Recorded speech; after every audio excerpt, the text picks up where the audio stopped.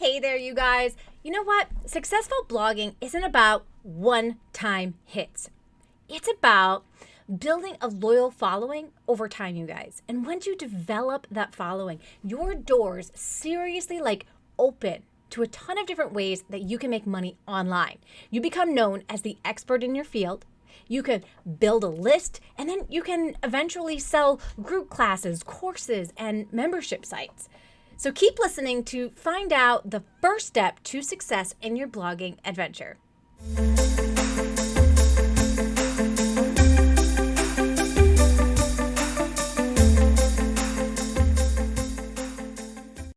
Now, many people think that in order to become a good blogger, you need to write. And some would even say, write every day. However, today I'm going to challenge that idea. I feel like the first step to blogging success is reading successful blogs. That way you can begin to kind of dissect those blogs to find those common elements that need to be present.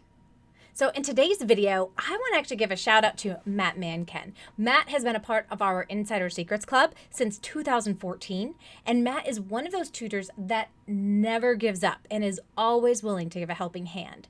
So thank you, Matt, for being a part of our community. Now, I'm curious, you guys, what are some of your favorite blogs that you currently read? Now, blogging is one of those topics it's important for online tutors, but it's not always a strategy that's used by online tutors. And one of the reasons is because people fear that it is going to take a lot of time. And in the beginning, it is going to take more time. But as you get better at it, it will begin to take less and less time. You'll know exactly what goes where and when, and it will be a lot less difficult.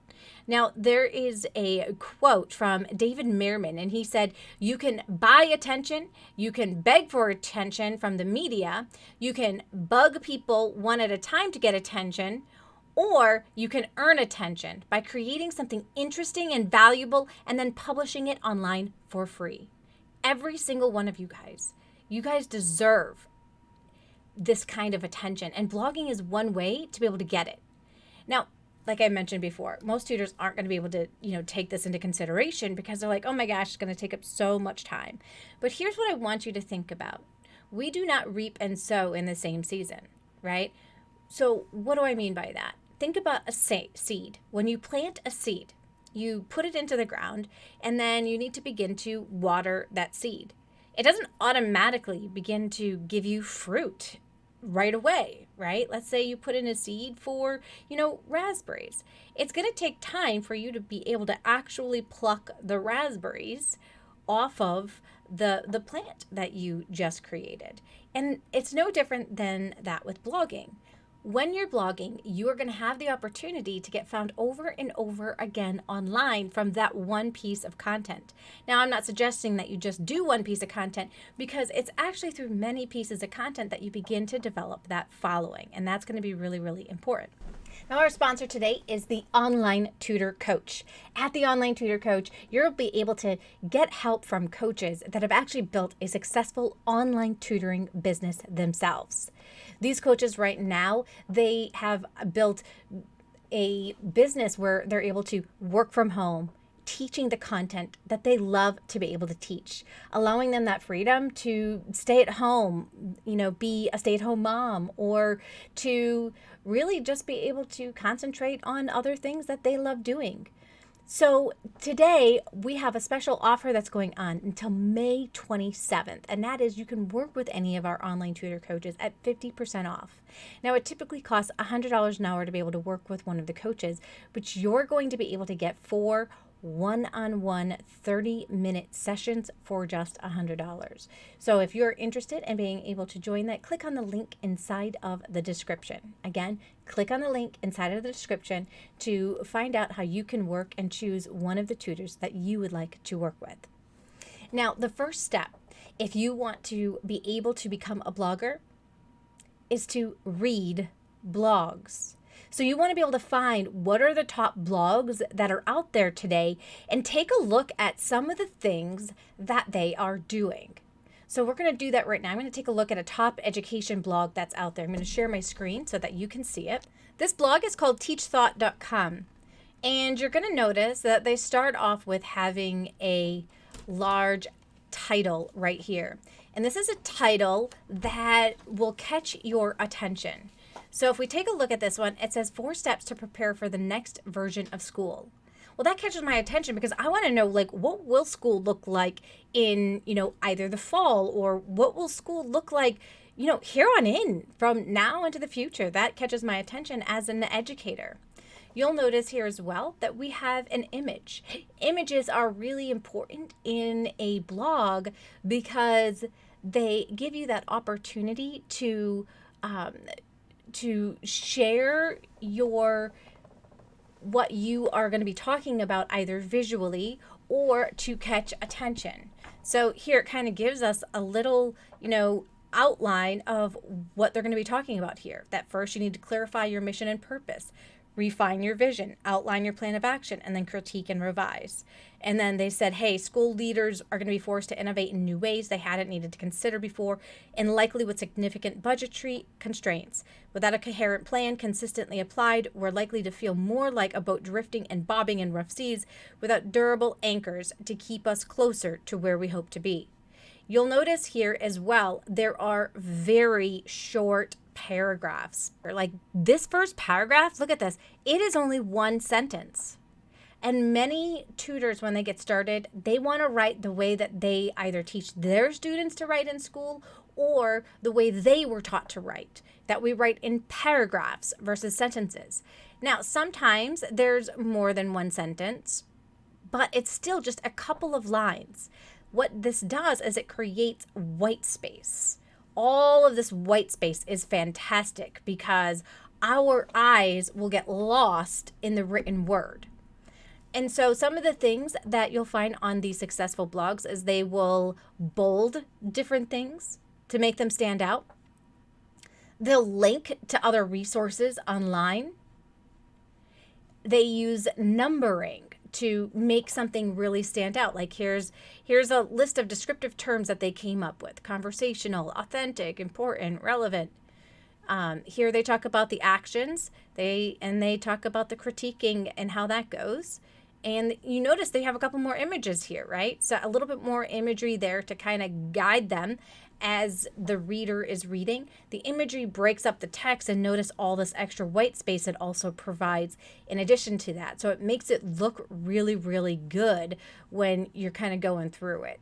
So one of the things, like, I want you to start thinking about, and now I want you to be cognizant of, what is it that you're looking for when you are writing a blog? So we're going to go to another example here. This is from Mindshift, and it says, with school buildings closed, children's mental health is suffering. Well, that definitely catches my attention, right? So it's got that catchy heading. And if we keep taking a look at it, we see kind of like abstract art here and some of the things that are happening. And it's kind of showing that kids are going through isolation, spending more time in it looks like their bedroom. We see, as we keep going, they really highlight something that would, it says here, I don't care if I die, like that kind of catches your attention. Really, this is the way that kids are feeling right now. And then it talks about an imperative. So here it's what must be done, right? And then it talks about the COVID-19 slide. That these children are going to return in the fall, having made almost a third less progress in reading and half as much progress in math compared with what they would have in a typical school year. So it's almost interesting, right? Like these, even though this is probably going to another article, right? But because it is underlined like that, not only is it a link and catches your attention, but it also leads to some additional information. So this is actually data talking about the COVID slide. And so it leads to something else. And I'm going to come back here. I had to hit that back button in order to get back to that blog post.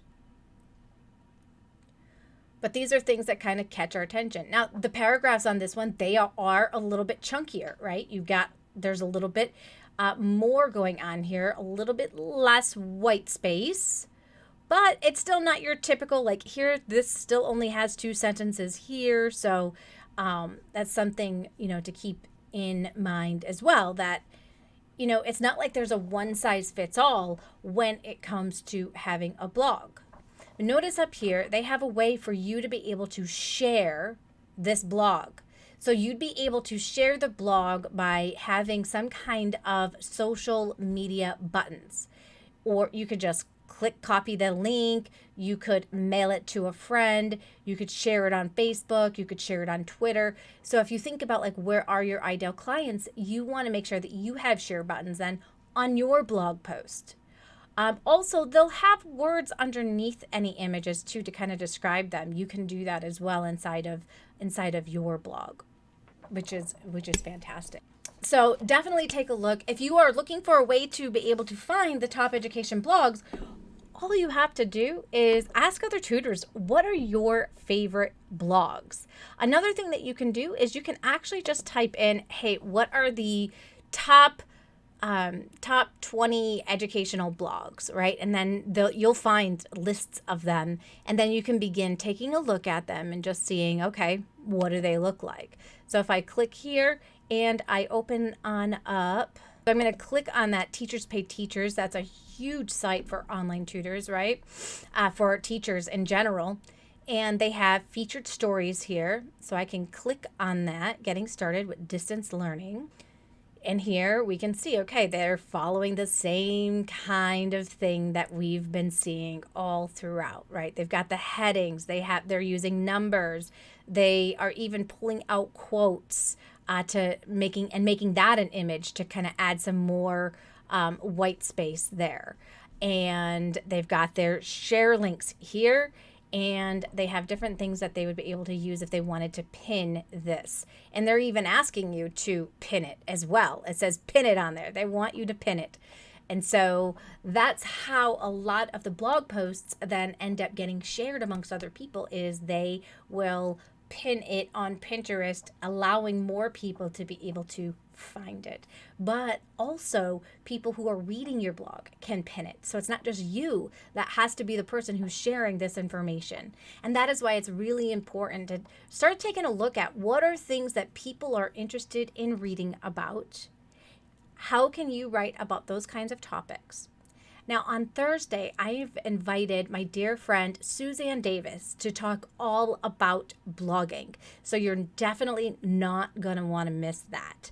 And we've also featured blogging as a tool on other videos that we've done. So I'm going to put a link of another video that you can watch that's all about blogging, but definitely put on your calendar for you to join us next week, this week, Thursday at 11:30 a.m. Central Time on this channel, so that you can ask questions about blogging with one of our top blogging coaches at the Online Tutor Coach. Thanks for joining us today, you guys.